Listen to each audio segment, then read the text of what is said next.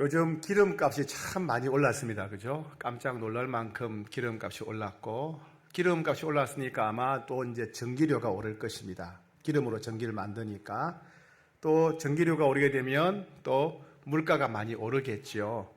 유럽은 훨씬 더 우리나라보다도 심각하다고 합니다. 이 우크라이나 전쟁 때문에 이런 일이 벌어지고 있습니다.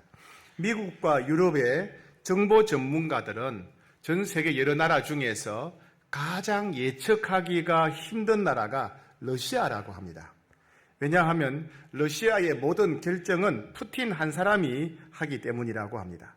푸틴은 다른 사람의 이야기는 전혀 듣지 않고 다른 정보도 받아들이지 않고 자기를 지지하는, 자기 생각을 지지해 주는 의견이나 정보만 취한다고 합니다. 그래서 어떤 결정을 할지 아무도 모른다는 것입니다. 그래서 어떤 사람들은 푸틴이 죽어야 이 끔찍한 전쟁이 끝날 수 있다 이렇게 말합니다. 푸틴 한 사람의 고집 때문에 4천만 명의 우크라이나 국민들이 큰 고통을 당하고 있고 전 세계 수십억의 사람들이 또 고통을 겪고 있습니다. 오늘은 이런 고집에 관한 문제에 대해서 함께 생각해 보고자 합니다. 예수님은 어느 안식일을 맞아서 회당에 들어가셨습니다. 회당은 성전하고는 좀 다릅니다. 원래 이스라엘은 성전 중심의 신앙이죠. 예루살렘 성전 중심의 신앙을 가졌는데 바벨론에 의해서 멸망할 때, 나라가 무너질 때 예루살렘 성전이 완전히 파괴되어 버렸습니다. 지구상의 성전이 사라져 버렸어요. 그리고 이스라엘 백성들은 바벨론의 포로로 끌려갔습니다. 자, 예루살렘 성전은 파괴되었고 자기들은 이제 포로가 되어서 어떻게 하나님을 섬겨야 될까? 이게 이제 혼란스러운 겁니다. 그때 자연스럽게 발생한 게 뭐냐면 유대인 남자가 10명 이상 모이는 곳에 회당을 만듭니다.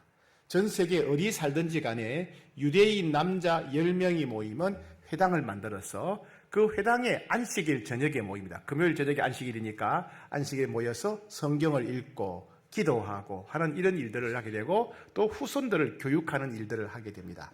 예수님 당시에도 팔레스타인 전체에 약 480개 정도의 회당이 있었다고 합니다. 아마 예수님은 그 회당 중에 하나에 들어가신 것 같습니다. 그런데 예수님께서 주로 회당에 들어가셔서 설교도 하시고 기도도 하시고 병도 고치시고 하셨는데 예수님께서 그 회당에 들어가셨을 때 유대인들은 예수님을 고발하려고 함정을 팔았습니다. 여러분 함정이란 말 아시죠? 사냥꾼들이 이 짐승을 잡을 때 땅을 깊이 파고 짐승이 빠지게 해서 만드는 게 함정이고 땅 위에 만드는 것은 덫입니다. 덫. 그래서 이 유대인들이 예수님을 잡으려고 함정을 팠다 혹은 덫을 만들어 놓았습니다. 오늘 본문 1절 2절 같이 읽겠습니다. 시작. 예수께서 다시 회당에 들어가시니 한쪽 손 마른 사람이 거기 있는지라.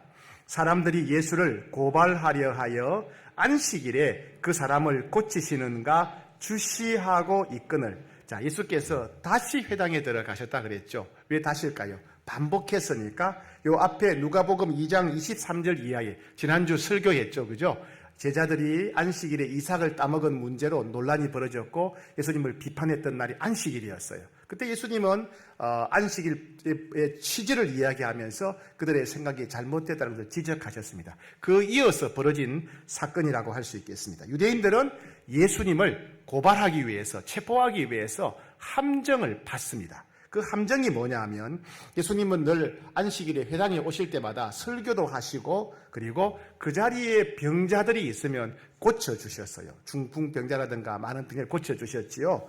그래서 유대인들은 예수님의 이런 습관을 이용해서 예수님이 병자를 고치도록 일부러 손 마른 사람 한 명을 데려다가 그 자리에 놓은 겁니다. 그래서 예수님이 그 사람을 고치면 안식일법을 위반했다, 노동했다고 해서 예수님을 체포하려고 하는 그런 계획, 그런 함정을 팠던 것입니다.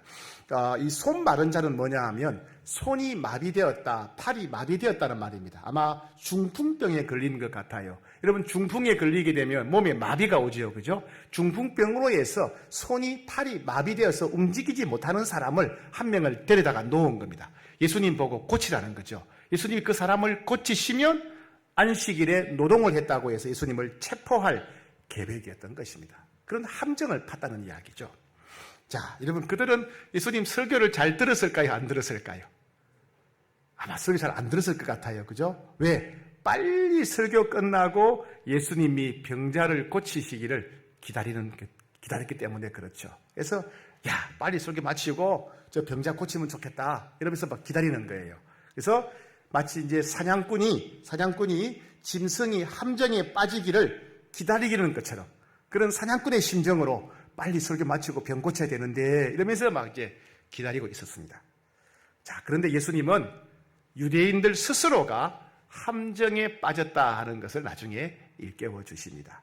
예수님은 먼저 손 마른 사람에게 일어서라고 말씀하십니다. 오늘 본문 3절 같이 읽겠습니다. 시작. 예수께서 손 마른 사람에게 이르시되 한가운데 일어서라 하시고, 손 마른 사람, 중풍으로 인해서 팔을 쓰지 못하는 사람, 팔이 마비된 사람이죠. 그 사람에게 모두가 볼 수 있도록 자리에서 일어나라 이렇게 하십니다. 자, 유대인들은 손 마른 사람과 예수님을 번갈아 쳐다보면서 회심의 미소를 지었을 것입니다. 드디어 병 고치네. 이제 고치기만 하면 당신은 우리가 체포할 거야. 이런 생각을 하게 되죠. 예. 그러면 예수님이 손 마른 사람의 병을 고쳐주시기를 기대하면서 손에 땀을 쥐고 기다렸습니다. 예수님이 손 마른 사람을 고치시는 순간 마치 덫에 걸린 짐승을 끌고 가듯이 그렇게 예수님을 끌고 갈 계획이었습니다. 그런데 갑자기 예수님께서 유대인들에게 질문을 하나 하십니다. 오늘 본문 4절입니다. 4절 같이 읽읍시다. 시작. 그들에게 이르시되 안식일에 선을 행하는 것과 악을 행하는 것, 생명을 구원하는 것과 죽이는 것 어느 것이 옳으냐 하시니 그들이 잠잠하거늘. 예, 이런 말입니다. 안식일에 좋은 일을 하는 것이 옳으냐 아니면 나쁜 일을 하는 것이 옳으냐? 안식일에 사람의 생명을 살리는 것이 옳으냐 사람을 죽이는 것이 옳으냐? 아, 이거는 누가 봐도, 그죠? 누가 봐도 옳은 일을 하는 게 옳고 사람을 살리는 게 옳지요. 그죠? 예. 이 질문에는 사실 이런 의미가 담겨져 있습니다. 오늘은 안식일이지만은 여기 손 마른 사람이 하나 있는데 내가 이 사람을 고쳐주는 게 옳은 일이냐, 이 사람을 고치지 못하게 금지하는 게 옳은 일이냐, 이런 질문인 거예요. 안식일에 선을 행하는 것이 옳고 안식일에 사람을 죽이는 것보다 살리는 게 옳다 그러면 이 손 마른 사람을 고쳐주는 게 당연히 옳은 일이죠. 그죠? 옳은 일이죠. 예. 근데 이제 문제는 뭐냐면 이 유대인들은 안식일에 어떤 노동도 해서는 안 된다라고 하는 전통을 가지고 있어요. 제 친구 중에 한 명이 오래전에 이스라엘 예루살렘에 있는 히브리 대학에서 성서 고고학을 공부한 친구가 있습니다. 이 친구가 예루살렘에 가서 사는데 유대인들 같이 살겠죠. 하루는 금요일이 되었습니다. 금요일 저녁부터 안식일이 시작됩니다. 갑자기 옆에 있는 사람이 미스터 최 하면서 부르더라는 거예요. 그 친구도 최가예요. 그래서 막 부르더라는 거예요. 그래서 전화로 부르지 왜 큰 소리를 지를까, 무슨 안 좋은 일이 생겼나 보다 싶어서 급하게 막 뛰어갔대요. 뛰어가니까 그 가족들이 소파에 나란히 앉아 있더랍니다. 그래서 왜 불렀습니까? 그러니까 여기 전등 스위치 좀 켜달라는 거예요. 이제 해가 지면서 안식일이 시작되었는데 자기들은 노동을 할 수 없으니까 당신 유대인이 아니니까 이걸 이렇게 스위치를 켜달라는 거예요. 그래서 켜주고 갔대요. 한 30분 지나니까 또 부르더래요. 또 달려갔어요. 이제 뭐 합니까? 그러니까 TV 스위치 좀 눌러달라는 거예요. 안식일이라고, 노동 안 한다고. 예. 이렇게 이제 이 사람들은 안식일에 노동을 하는 것은 죄라고 여겼습니다. 그래서 이제 예수님이 사람 병을 손 마른 사람을 고치게 되면 안식일법을 어기고 노동을 했기 때문에 체포하겠다는 것입니다. 그렇게 해서 이제 손 마른 사람을 딱 데려다 놓고 이 사람을 고치시오. 그러면 당신은 안식일법을 어겼으니까 우리가 당신을 체포할 겁니다. 이렇게 이제 함정을 파놨다는 겁니다. 그런데 예수님의 질문을 듣고 나니까 대답을 할 수가 없는 거예요. 안식일에 좋은 일을 하는 것이 옳으냐, 나쁜 일을 하는 것이 옳으냐? 당연히 좋은 일을 해야 되죠. 안식일에 사람을 살리는 게 옳으냐, 죽이는 게 옳으냐? 당연히 살려야 되죠. 그렇다면 이 손 마른 사람 고쳐주는 게 옳으냐, 내버려 두는 게 옳으냐? 상식적으로 생각하니까 고쳐주는 게 옳지요. 그런데 이 사람들은 대답을 안 했습니다. 예수님이 그런 질문을 받고 대답을 안 해요. 4절 끝에 보니까 그들이 잠잠하거늘. 자신들이 볼 때도 안식일에 나쁜 일을 하는 것보다 좋은 일을 하는 게 좋고 사람을 죽이는 것보다 살리는 게 낫거든요. 그러면 그런 원칙에 입각하면 안식일에 손 마른 사람을 고쳐주는 게 당연히 옳은 거예요. 옳은 거예요. 그런데 대답을 못합니다. 왜요? 안식일엔 선한 일을 하는 게 옳습니다. 사람을 죽이는 것보다 살리는 게 옳습니다. 이렇게 대답해버리면 그러면 손바른 사람 고쳐주는 것도 죄가 아닌 거예요. 그죠? 죄가 아닙니다. 그 이상한 일이 벌어진 거예요. 그럼 안식일에 손마른 사람 고쳐주는 게 죄가 아니라면, 그럼 안식일 법 자체가 잘못된 거잖아요. 노동하면 안 된다고 그랬으니까. 그러니까 이 사람들이 이제 난감한 거예요. 예? 안식일에 선한 일을 해도 된다, 안식일에 사람 살리기 옳다고 말하면 예수님을 체포하려고 그랬는데 예수님을 체포를 못하게 되고, 심지어 자신들의 안식일 법이 잘못되었다는 것을 말하게 되는 게 되니까 이 사람들이 아무 말도 안 하고 그냥 가만히 있는 거예요. 묵묵부답, 꿀먹은 벙어리처럼 그냥 가만히 있는 거예요. 대답하면 자기들 손해보니까. 그래서 예수님은 이들의 완악함에 대해서 탄식하시며 노하셨다고 합니다. 자, 오늘 본문 4절 끝에 보니까 그들이 잠잠하거늘 그랬고, 5절에 그들의 마음이 완악함을 탄식하사 노하심으로. 그들은 예수님을 고발하고 체포하려고 하는 마음 때문에 손마른 사람을 고쳐주는 것이 옳다고 감히 말할 수가 없었습니다. 또 그렇게 하게 되면 자신들의 안식일법이 잘못되었다는 것을 인정하기 때문에 자존심 때문에도 옳다고 얘기할 수가 없어요. 그들은 무엇이 옳고 그른지 알았지만은 그들이 행하지 않았습니다. 왜요? 예수님을 미워하는 마음 때문에, 예수님을 체포하려고, 자신들이 믿고 있던 안식일법이 잘못되었다는 것을 말하게 되니까 자존심이 상해서 그들은 아무 말도 하지 않습니다. 즉 그들은 예수님을 미워하는 마음 때문에, 율법에 대한 자존심 때문에 아무 대답을 하지 않고 침묵을 지켰다는 말입니다. 예수님은 이런 유대인의 고집센 마음에 대해서 분노하셨습니다. 분노하셨어요. 이 완악하다는 말은 고집이 세다, 마음이 굳다는 말이죠. 예수님은 제자들이 실수했을 때도 분노하지 않으셨습니다. 예수님은 제자들이 서로 싸웠을 때도 분노하지 않으셨습니다. 예수님은 예수님이 체포당하시고 제자들이 다 도망가 버렸을 때도 제자들에게 분노하지 않으셨습니다. 그러나 유대인들이 무엇이 옳고 그른지를 알면서도 예수님을 미워하는 마음 때문에, 율법에 대한 자존심 때문에 계속해서 고집을 부리자 예수님이 분노하셨습니다. 유대인들은 예수님을 빠뜨리려고 파놓은 함정에 그만 자기 자신들이 빠지고 말았어요. 그죠? 예수님을 잡으려고 파놓은 함정에 자기들이 그만 빠지고 만 것입니다. 자, 그래서 예수님은 손 마른 사람을 고쳐주십니다. 참 감동적인데 이 구절 다시 한번 보겠습니다. 5절 시작. 그들의 마음이 완악함을 탄식하사 노하심으로 그들을 둘러보시고 그 사람에게 이르시되 네 손을 내밀라 하시니 내밀매 그 손이 회복되었더라. 자, 손 마른 사람은 어떤 사람이라 그랬어요? 손 마른 사람은 중풍병으로 인해서 팔이 마비된 사람이에요. 그죠? 마비된 못 움직입니다. 이 사람은 팔을 움직이려고 몇 번 노력했을까요? 예? 팔을 움직여 보려고 몇 번 노력했을까요? 수천, 수만 번, 수억 번 했을 거예요. 그죠? 하루에도 몇 번씩 팔을 움직이려고 노력했을 거 아니에요. 예. 재활을 하겠죠. 그죠? 그렇게 노력했는데 팔이 안 움직이고 이제 굳어 있는 거예요. 자, 근데 예수님께서 이렇게 말씀하셨어요. 네 손을 내밀라. 네 손을 내밀라. 자, 여러분들이 그 손 마른 사람 중풍병자라면 어떻게 하셨겠어요? 예수님이 손을 내밀라 할 때 내밀었겠어요? 아니, 이 사람이 미쳤나? 내가 지금 중풍병으로 손이 지금 마비가 되었는데 내가 이 손을 움직이려고 1000번, 10,000번 노력했는데 한 번도 움직인 적이 없는데 손을 내밀라니 말도 안 되는 소리 하고 있네. 이렇게 말하는 사람은 손을 안 내밀었을 거예요. 그죠? 못 내밀죠, 당연히. 그런데 이 사람은 손을 내밀었어요. 이상하잖아요. 손이 마비된 사람인데 예수님이 손 내밀라니까 손을 쑥 내밀었어요. 손이 움직인 거예요. 손을 내밀었다는 얘기는 뭐예요? 예수님의 말씀을 믿고 순종했다. 예수님 말씀을 믿고 순종했더니 그 순간 손이 나았다. 팔이 나았다. 그 말씀입니다. 만약 이 사람이 예수님 말씀을 믿지 않고 나는 손이 마비되었고 1000번 만번 노력해도 손이 움직이지 않는다. 근데 무슨 소리냐? 이런 마음으로 가만히 있었다면 이 사람은 병이 안 나았을 거예요. 그죠? 그러나 1000번 만번 노력해도 안 되었지만은 지금 예수님이 손을 내밀라고 하시자 그 말씀에 순종해서 의지를 발동해 손을 내미니까 손이 풀렸다는 말이에요. 예수님은 모든 병을 치료하실 수 있지만은 오직 믿음을 가진 자, 믿음으로 순종하는 자에게만 병을 고쳐주셨어요. 그죠?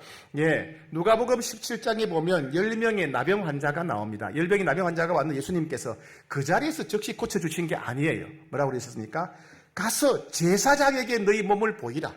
나병에 걸려있는데 제사장을 찾아가라는 겁니다. 이해가 안 되었지만은 그 10명이 제사장을 찾아가는 순간, 가는 길에서 그 몸이 나아버렸습니다. 어떻게 했을 때? 믿고 순종했을 때. 예루살렘에 맹인이 한 명 있었습니다. 예수님은 그 맹인에게 뭐라고 그랬습니까? 실로암에 가서 씻어라. 실로암 못에 가서 눈을 씻어라. 아니, 세수한다고 눈이 나아집니까? 세수한다고 선천성 시각장애가 치료가 됩니까? 말도 안 되지요. 이 사람은 순종해서 실로암에 가서 세수했더니 눈이 열리게 된 겁니다. 어떻게 해요? 믿음으로 순종했더니. 나만 장군이 왔습니다. 나병으로 온몸이 병든 사람이에요. 근데 엘리사가 나와서 즉각 고쳐주지 않았어요. 엘리사가 뭐라고 그랬죠? 요단강에 가서 10번 목욕해라. 아니, 고쳐주려면 지금 고쳐주든지 10번 목욕해라 그런 겁니다. 10번 목욕한다고 병이 나을까요? 낫지 않죠. 그런데 엘리사의 말을 믿고 가서 7번 목욕했더니 병이 깨끗하게 된 겁니다. 어떻게 했더니? 믿고 순종했더니. 주님은 믿고 순종하는 자를 찾으시는 겁니다. 예. 유대인들은 여러 차례 예수님의 말씀을 들었어요. 유대인들은 그날도 회당에서 예수님 설교를 들었습니다. 그들은 예수님의 설교를 믿지 않았어요. 그래서 예수님을 고발할 생각만 하고 있었어요. 그런데 그들이 예수님을 체포하려고 데려온 함정을 받던 이 손마른 사람이 예수님의 설교를 듣고 그 자리에서 예수님을 믿게 됩니다. 그래서 예수님이 일어나라. 그리고 네 손을 내밀어라 하니까 손을 내미게 되는 겁니다. 예수님을 고발하려고 데려온 사람인데, 예수님을 체포하려고 함정 삼아 데려온 사람인데, 이 사람이 예수님 설교를 듣고 믿음이 생겨서 손을 내밀고 손을 내밀고 병이 낫는 기적이 일어난 겁니다. 대조적이잖아요. 그죠? 유대인들은 예수님의 설교를 듣고도 믿지 않았어요. 그런데 예수님을 잡으려고 데려온, 예수님을 체포하려고 데려온 이 손마른 사람은 예수님의 설교를 듣고 기적을 체험하게 되는 거예요. 똑같은 예수님 말씀을 들었지만은 어떤 사람은 예수님을 죽이려고 하고 어떤 사람은 병이 낫는 기적이 일어나게 된 겁니다. 여러분, 이렇게 예수님 말씀에 믿음으로 순종하는 여러분 되기를 축복합니다. 믿음으로 순종할 때 기적이 일어납니다. 상식이 아니고 과학이 아니고 상식이나 과학이 아니라 예수님 말씀을 믿고 순종하는 자에게 기적이 일어나는 겁니다. 예수님 말씀에 믿고 순종함으로 날마다 기적을 체험하는 여러분 되기를 축복합니다. 자, 그러자 유대인들이 어떻게 합니까? 예수님을 죽일 모의를 합니다. 6절 말씀 같이 읽겠습니다. 시작. 바리새인들이 나가서 곧 헤롯 왕과 함께 어떻게 하여 예수를 죽일까 의논하니라. 사실 요 앞에서 예수님이 말씀만으로 그 손 마른 사람을 고치셨잖아요. 그죠? 예. 예수님이 말씀만으로 손 마른 사람을 고친 사건은 이게 뭐냐면 누구도 흉내 낼 수 없는 거예요. 그죠? 꾸며낼 수 없는 거예요. 이 손 마른 사람은 예수님이 데리고 왔다면 뭐 사기 거짓일 수 있지만은 유대인들이 데려온 사람이에요. 이건 꾸민 사기가 아니라는 거죠. 그죠? 이건 예수님께서 하나님의 아들이라는 것을 증명하는 겁니다. 왜냐? 하나님은 말씀으로 세상을 만드셨어요. 예수님은 말씀으로 세상을 고치시는 분인 거예요.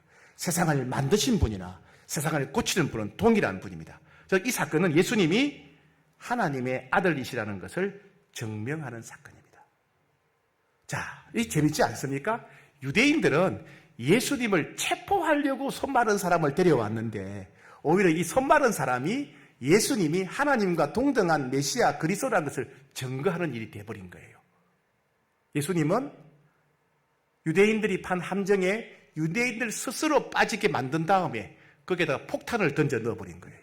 폭탄을 던져 넣어버린 거예요. 그죠? 이 사건 때문에 오히려 예수님이 어떤 분인지 모두가 명백히 알게 된 겁니다.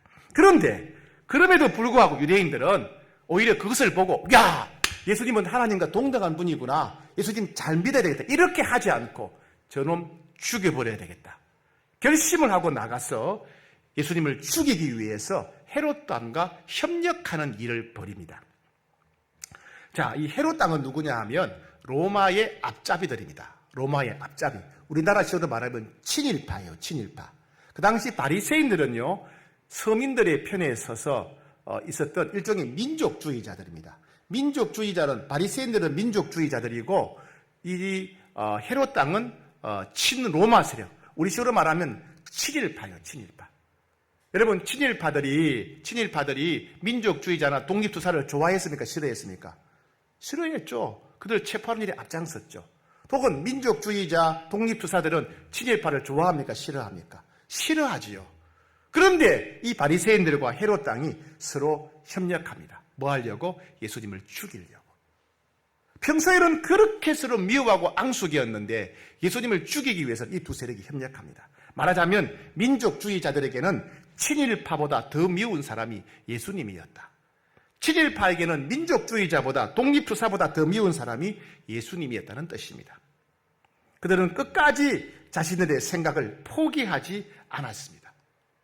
예수님의 설교를 듣고 안식일의 취지가 어떤가를 알았지만은, 손마른 자 사건을 통해서 예수님이 어떤 분인가를 알았지만은 그들은 예수님을 믿기는커녕 오히려 죽이려고 혈안이 되어 있었습니다.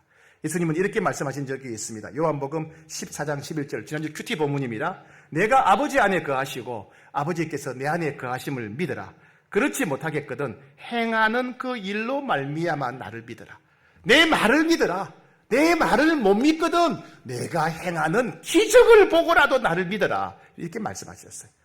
그런데 유대인들은 그런 기적을 보고도 헤롯 왕과 함께 협력해 예수님을 죽여버리기로 결정합니다.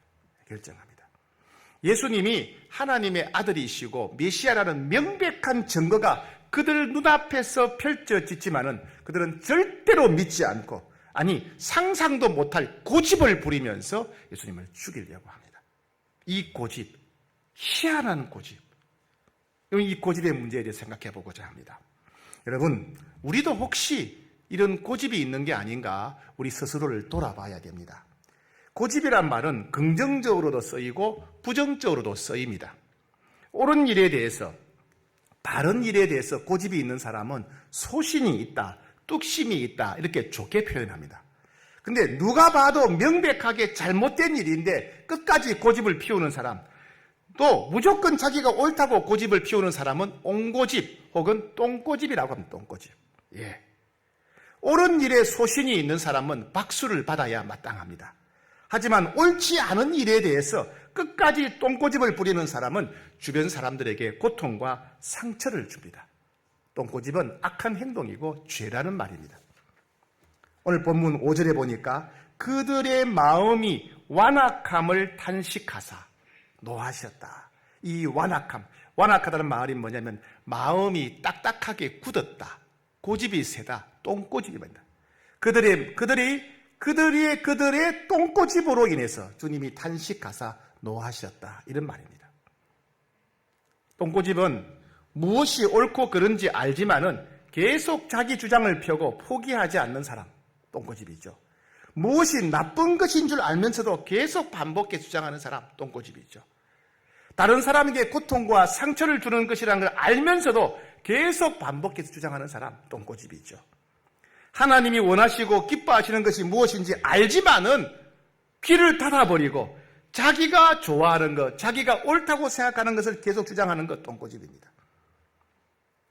유대인, 즉 이 바리새인들의 똥고집이 얼마나 집요한지 다시 한 번 더 살펴봅시다. 그들은 이삭 사건을 통해서 안식일의 원래 취지에 관한 말씀을 들었습니다. 그런데도 불구하고 자기 생각을 포기하지 않았습니다. 오늘 사건에서도 손 마른 자 사건을 통해서도 자신들의 생각이 잘못됐다는 걸 깨달았지만은 자기 생각을 포기하지 않았습니다. 또 그 자리에서 손 마른 자가 치유되는 사건을 통해서 예수님이 하나님과 동등한 분이라는 것을 증거하셨지만은 그들은 자기 생각을 포기하지 않고 오히려 헤롯 왕과 연합해서 예수님을 죽이기로 결정합니다.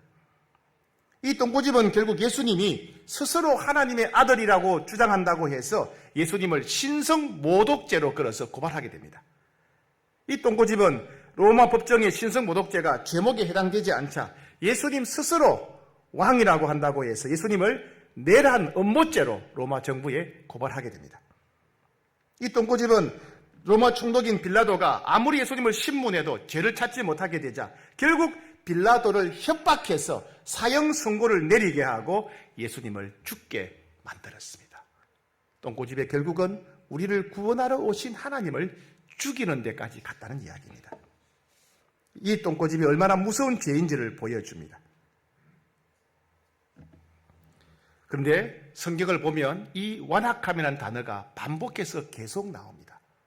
구약시대에 하나님께 불순종하고 우상 숭배했던 이스라엘 백성들의 모습이 완악이다, 완악하다, 즉 똥꼬집이다 이렇게 표현하고 있습니다. 출애굽기 7장 22절에 보면 애굽 요술사들도 자기들의 요술로 그와 같이 행함으로 바로의 마음이 완악하여 그들의 말을 듣지 아니하니 여호와의 말씀과 같더라 그랬습니다. 여러분, 바로 왕은 하나님 말씀 안 들었어요. 그죠? 바로가 뿌리는 마술사들도 하나님 말씀을 거부했습니다. 성경은 그들의 마음이 완악했다, 똥꼬집이라고 표현합니다. 레위기 16장 12절 너희가 너희 조상들보다 더욱 악을 행하였도다. 보라, 너희가 각기 악한 마음이 완악함을 따라 행하고 나에게 순종하지 아니하겠으므로. 이스라엘 백성들이 대대로 하나님 말씀에 불순종하고 우상 숭배에 빠져서 결국 멸망하게 됩니다. 이스라엘 백성들이 하나님의 심판을 받아 멸망하게 된 원인이 뭐냐? 완악함, 즉 똥꼬집 때문이었다는 겁니다. 똥꼬집. 예.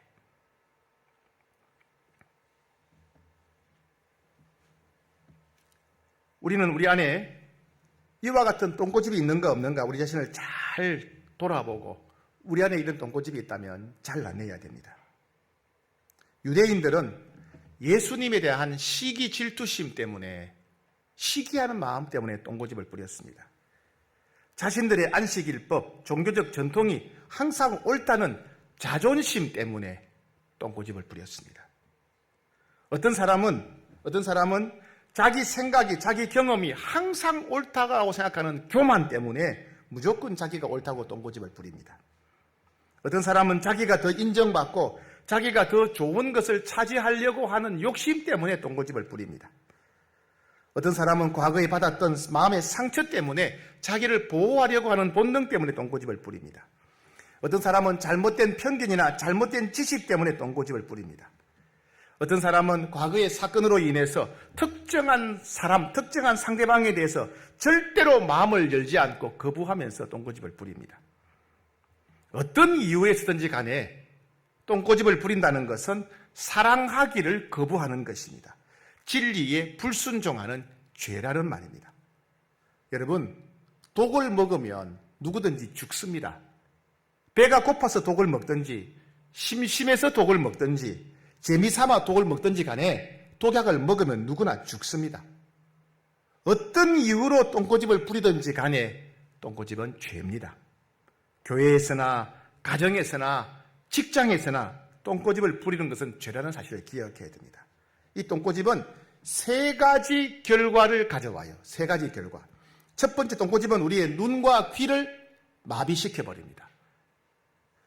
마태복음 13장 15절에 예수님 이렇게 말씀하셨어요. 이 백성들의 마음이 완악하여져서 그 귀는 듣기에 둔하고 눈은 감았으니 이는 눈으로 보고 귀로 듣고 마음으로 깨달아 돌이켜 내게 고침을 받을까 두려워함이라 하였느니라. 무슨 말씀이냐면 이스라엘 사람들이 똥꼬집이 있는데 그 완악함 때문에 눈이 가려져서 하나님을 보지 못하고 귀가 가려져서 하나님의 음성을 듣지 못한다는 것입니다.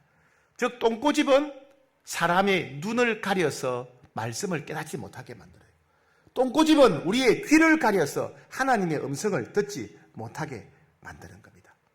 그래서 유대인들이 예수님의 설교를 듣고도 눈이 가려져서 예수님을 알지 못하고 기적을 눈앞에서 보고도 예수님을 믿지 않고 오히려 죽이려고 한 것입니다. 똥꼬집이 그들의 눈과 귀를 가린 것입니다. 두 번째, 똥꼬집은 모든 사람들에게 큰 고통과 상처를 줍니다. 친목단체에서 누군가가 똥꼬집을 부리면 모든 회원들이 고통을 당합니다.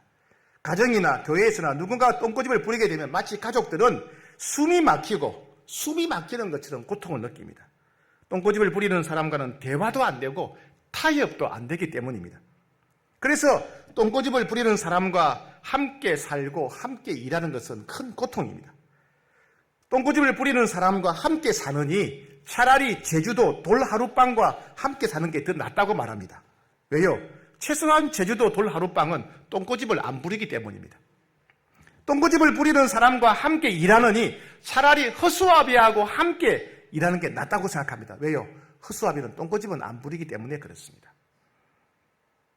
세 번째, 똥꼬집은 무서운 죄입니다. 똥꼬집은 말씀을 믿지 않는 불신의 죄고 말씀에 순종하지 않은 불순종의 죄입니다.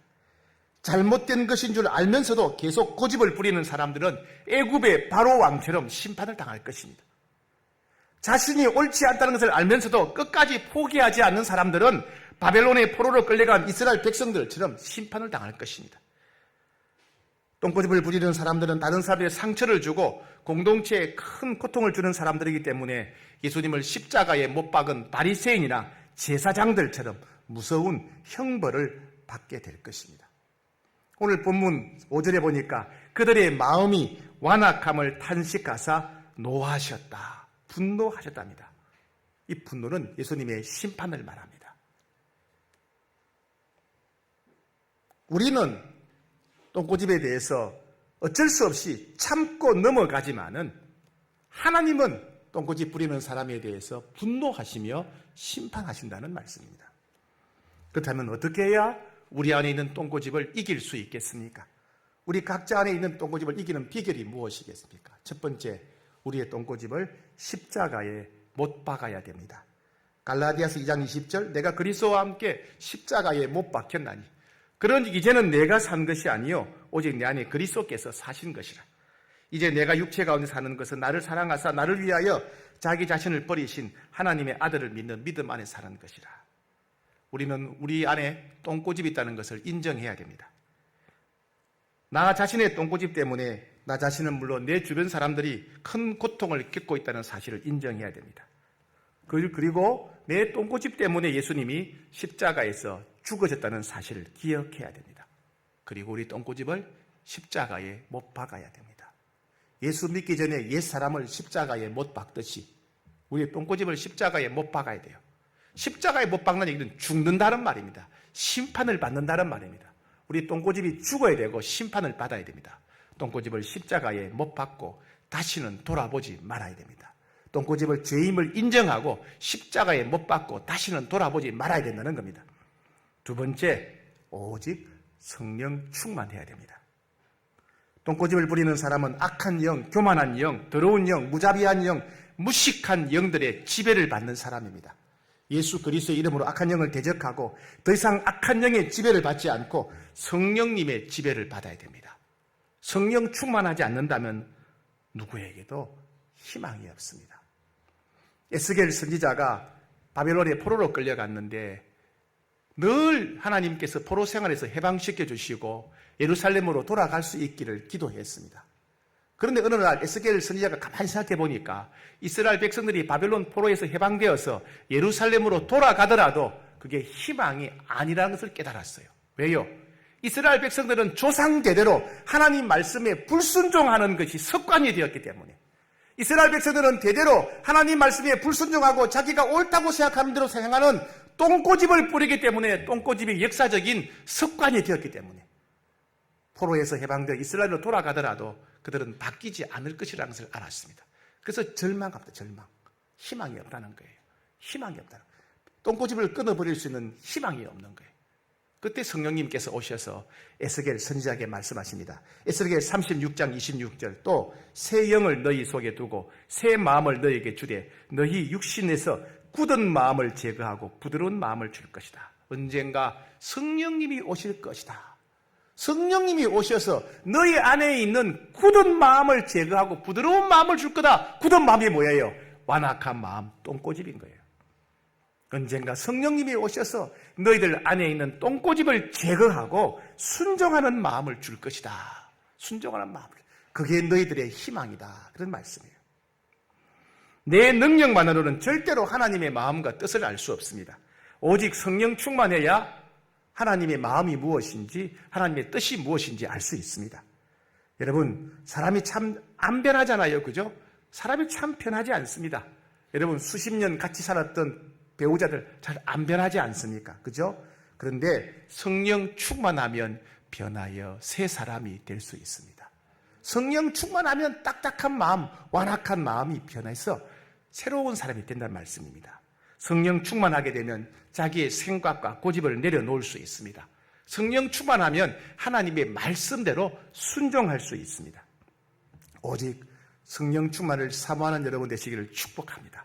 성령 충만하게 되어서 딱딱한 마음, 똥고집을 버리고 말씀에 순종하는 부드러운 마음을 갖게 되어서 하나님을 기쁘시게 드리고 주변 사람들을 행복하게 해주는, 주변 사람들로부터 박수받고 칭찬받는 여러분 되시기를 축복합니다.